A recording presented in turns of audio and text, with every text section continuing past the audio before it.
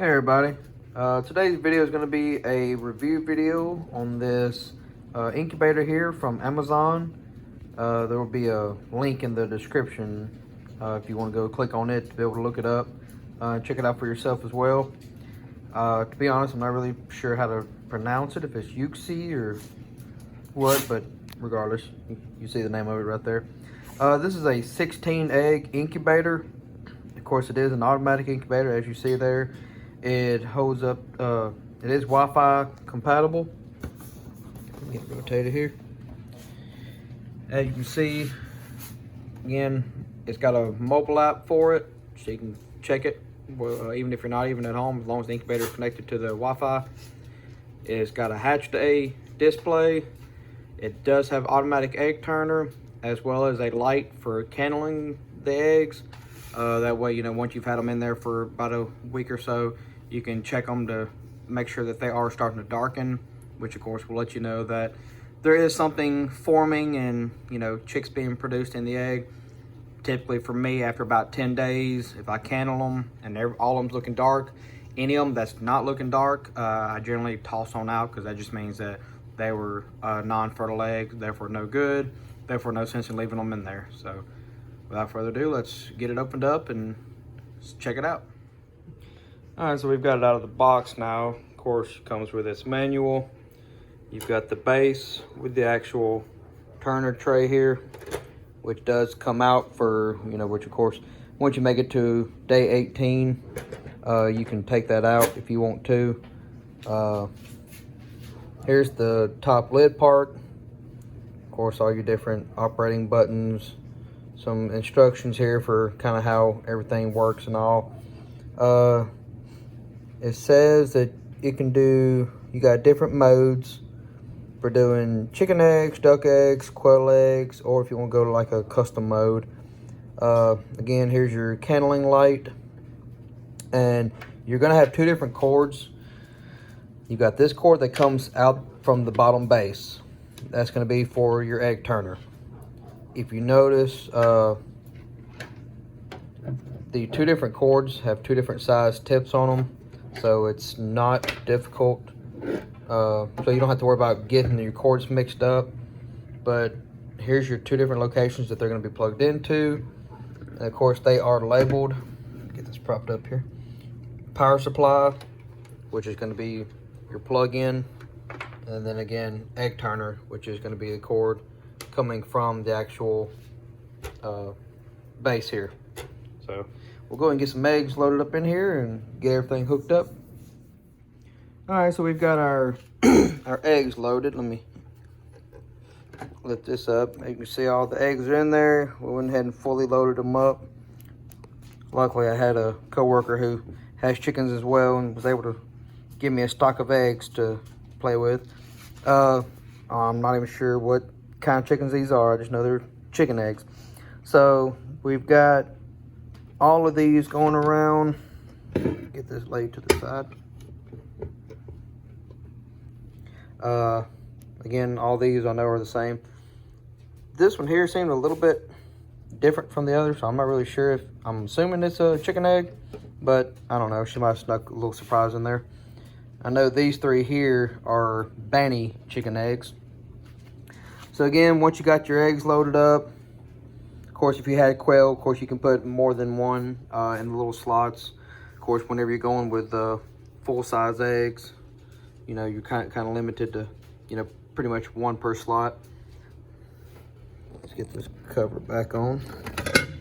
Also, you'll see right there's a little notch cut out, so that whenever you're putting the cover on, you twist it and you'll see it kind of falls into place there. Of course, this is your little bowl here that you can pour water into here, which will, of course, with that little hole right there, will allow the water to go into the rest of the incubator. Or if you want to take the top off and pour it directly into there, you can do that as well. Of course, it's asking for, right now it's set on mode number 4, which of course is for custom. We're not really wanting that. The temperature is already set to 99.5, which is where you want it to be at anyways. So let's see here. So if we want to change the mode setting is saying the OK plus. So we're going to hold down the OK button while hitting the plus number or the plus symbol, my bad. And so since we're doing chickens, you put it on mode number 1, which is what it says. Click OK, and that was it. It literally just automatically preset to 21. Currently it's showing that it's currently 75 inside, but again, if you click your button here, your plus, it shows you what it is. Of course, if you wanted to, let's see. Well, yeah, so it's going to automatically set it to the temperature there, which again for chicken eggs is 99.5. For your kindling, let's see. Press once. Again, I'm still trying to figure this out myself here, so bear with me.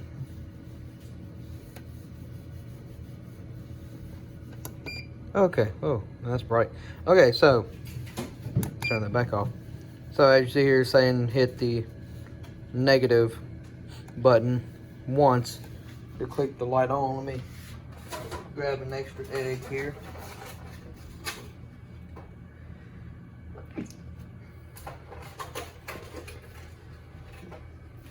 So to candle, and you can do it either way, it don't matter if it's up, down, either way. Just sit it there.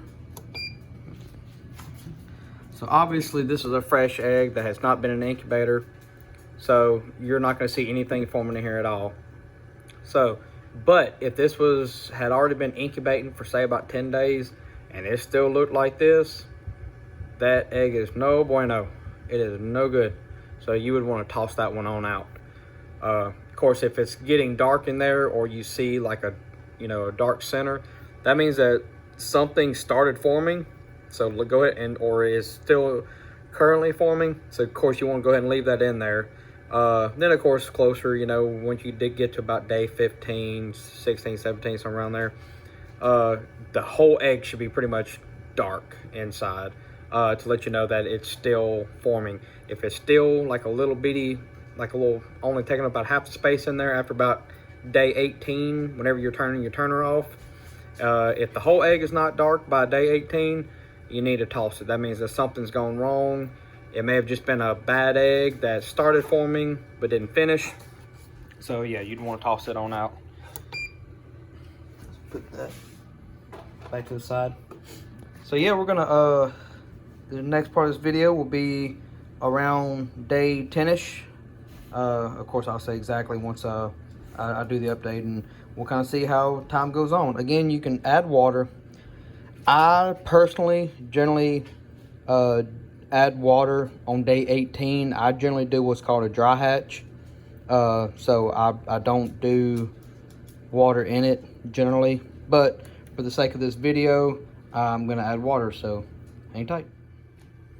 So real quick, before I add in the water, as you see, the temperature's already made it from 75 to 84.5. So of course it's steadily going up. Like I said, all you gotta do is just add in the water here. And again, that little hole down there, as you see, when I fill it all the way up, and I stop pouring, you see that it goes back down. And that's because it's going through that hole into the rest of the incubator. And basically you can just keep pouring until all of a sudden it doesn't rise back up. Once it doesn't rise back up, that lets you know that pretty much the inside's full. Like I said, I'm not gonna put too much water in there, but yeah. So next thing will be like I said, around the 10-day update. Also, before we get to the update, in the beginning, make sure that whenever you first load up your incubator, that as it says right here, hold down the negative button for 3 seconds to do your egg turning test. And that's just to make sure that it is in fact going to turn like it's supposed to. So hold it. And as you see, it turned them. Eggs only have to be turned a roughly quarter of a turn, which is why you see that it didn't turn like a whole lot, like some other incubators do. Because again, you just have to have some movement. And like I said, a quarter turn is perfectly fine. Alright, so far we're down to 10 days left. So what I'm going to do now is we're going to go ahead and candle and see if there's any that we need to eliminate. So as you can see, that egg for the most part is dark in there. So we want to keep it. And just keep going through. As you can see, that one does have some darkness in it. I'm going to keep it and keep giving it a chance. That one there, as you see, there's nothing going on. So that one's dud. See, that one's all dark up in it, so that one's probably going to be a good one. Same as that one, it's for the most part dark in it.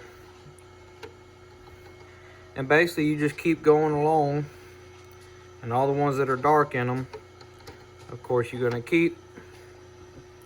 Any ones like that you can clearly see all the way around, it's going to be a no good. So you want to get them tossed out. And you just keep going around all of them until you get them all out. And next up will be everything hatching out. So here we are, we've made it to day 0. And we just woke up this morning and we've got this little booger over here that's out. We've got this one that is making its way out. And not really seeing any other cracks in the other ones yet, but we'll just have to wait and see. But regardless, as you can see, we did have some eggs successfully hatching. As you see, this one is standing up, looking pretty healthy. Doesn't appear to have any kind of deformities or anything like that. Like I said, this one here, about 5 minutes ago, it wasn't even this much cracked open. It just had a crack going around it. So it actually, well, you can see there, it's trying to get the last little bit off of itself. And of course, that's something you want to allow it to do itself, just to kind of teach you some independency there from birth, basically. So yeah, so far it's been a pretty good incubator. I really don't have any complaints. Like I said, of course, didn't really have as many hatches as I wanted, but again, that was the egg issue, not a incubator issue. So hope this helps for some of y'all who are trying to make a decision on whether or not you want to purchase this incubator or not. Check out the link in the description box down below, and hope y'all would enjoy.